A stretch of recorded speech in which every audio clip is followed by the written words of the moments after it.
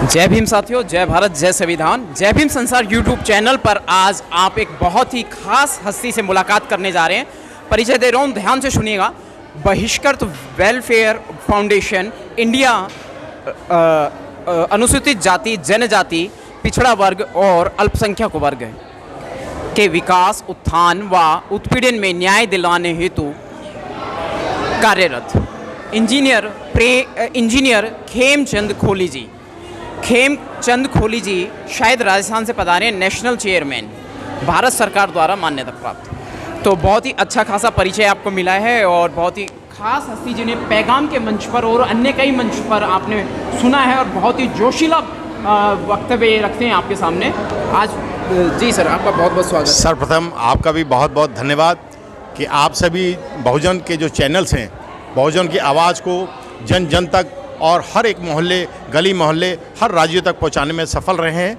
और इसीलिए मैं हृदय की गहराइयों से, अपनी ओर से, संस्था की ओर से आपका धन्यवाद करता हूं। नमो बुद्धाय, जय भीम। जी जी सर, ये जो अभी आईआईटी के स्टूडेंट्स को, वैसे तो ये हमेशा होता रहता है, लेकिन पिछले एक साल में राजस्थान, मुंबई, दिल्ली यूनिवर्सिटी, एवरीवेयर, पूरे इंडिया में आईआईटी के स्टूडेंट्स को मारा जा रहा है टारगेट करके। और कम उम्र के बच्चों को, जो ब्रिलियंट है, होनहार है, हमारे समाज का क्रीम है, और उन बच्चे जो कम उम्र में अच्छी शिक्षा प्राप्त कर लेते हैं, और ये बच्चे ज़्यादातर गरीब घरों से होते हैं, चाहे गरीब हो या अमीर हो, कैसे भी घर से हो, लेकिन बच्चों के प्राण ले लेते हैं। निर्दोष अवस्था में होते हैं हमारे बच्चे, पढ़ाई में उनका ध्यान होता है। क्या कहेंगे सर इस हालात पर? ऐसा है, ये इस बारे में जो आपने प्रश्न पूछा, बड़ा ज्वलंत आपने प्रश्न पूछा है।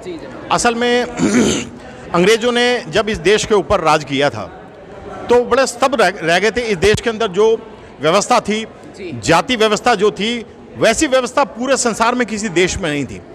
और यहाँ पर उन्होंने देखा कि कुछ इंसानों को जानवरों से भी बदतर हालत में व्यवहार के रूप में उनके साथ ट्रीट किया जाता है।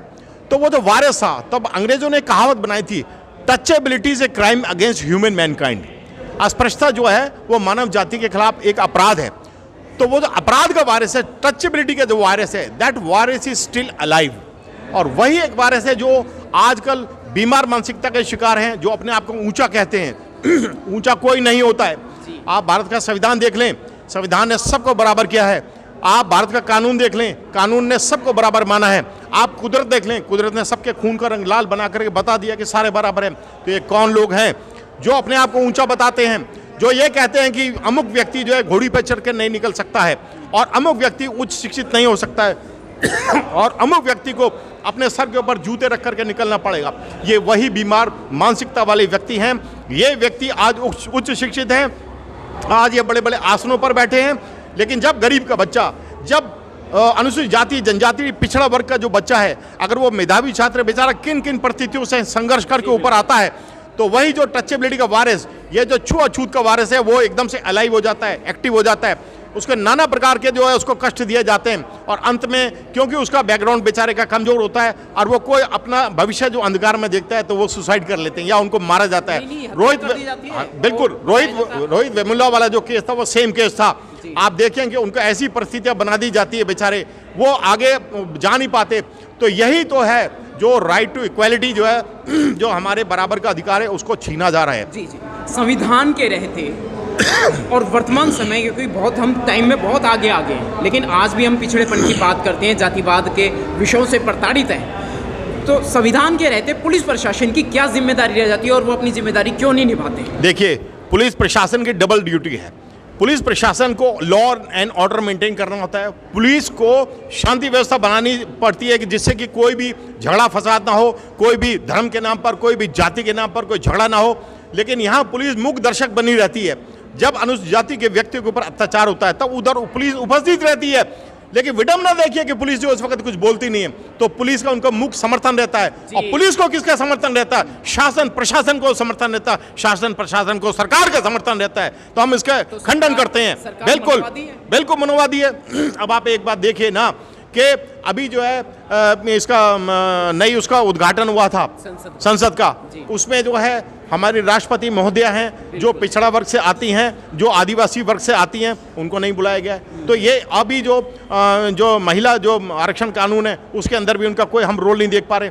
और उसी वक्त जबकि राष्ट्रपति जी आदिवासी समाज से आती हैं, आदिवासियों के ऊपर आपने देखा होगा मणिपुर के अंदर किस प्रकार से नग्न करके जो हमारी माता बहनों को घुमाया गया।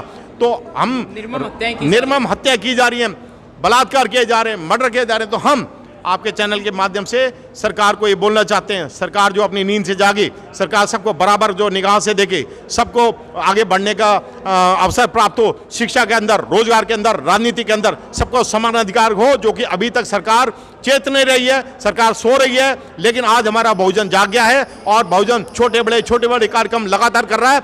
और जिस प्रकार देखिए जो वर्षा की बूंदें होती हैं कितनी छोटी होती हैं, जब वो अथाह रूप में एक जो है प्रवाह का रूप ले लेती हैं तो बड़ी बड़ी बिल्डिंग और बड़े बड़े पुल ब्रिज उसके सामने कुछ भी नहीं रहते। ऐसे ही ये जो बहुजन जो है अब एक हो रहा है और बहुजन जाग गया है। बहुजन बाबा साहब को पढ़ चुका है, बहुजन जो है पूरा अम्बेडकरवाद को पढ़ चुका है, फूले जी को पढ़ चुका है, पेरियार साहब को पढ़ चुका है। और बहुजन आज अपने अगर संवैधानिक अपने मूलभूत अधिकारों की मांग करता है तो इसमें कुछ बुराई नहीं है। जी, भारत का मूल निवासी, मूलवंशी आदिवासी, जिन्हें ये शूद्र कहते हैं मनुस्मृति के अनुसार, अपनी संख्या बल को पहचानते हुए जल्दी से आवश्यकता अनुसार एक क्यों नहीं हो जाता, एक छत के नीचे क्यों नहीं आ जाता। हालांकि आप जैसे दिग्गज क्रांतिकारी इसका समर्थन कर रहे हैं और कोशिशों में लगे हुए हैं। देखिए हाथी कितना बड़ा होता है, लेकिन हाथी को एक छोटा महावत का बच्चा रस्सी से बांध के अगर कुर्सी से भी बांध दे तो हाथी वहीं दुम हिलाता रहता है, पैर हिलाता रहता है। लेकिन उसके सामने कुर्सी भी कुछ नहीं है, उसके सामने रस्सी और जंजीर भी कुछ नहीं है। सोई हाल बहुजन का है। बहुजन आज देश के अंदर 90% है और 90% लोग अगर बाबा साहब के हिसाब से शिक्षित होकर 70 होकर अगर संघर्ष करें तो वही दूर नहीं है। जबकि बहुजन का ही प्रधानमंत्री बनेगा और जब तक देश में बहुजन का प्रधानमंत्री नहीं बनता बहुजनों की समस्या का अंत नहीं होगा। बहुत बहुत शुक्रिया, बहुत बहुत साधुवाद। प्रश्न तो और भी थे लेकिन दोबारा बात करेंगे हमारे साथ में। चलिए जी, बहुत बहुत धन्यवाद आपका। आप सभी को नमः बुद्धाय, जय भीम, जय भारत। बहुत बहुत शुक्रिया, बहुत बहुत।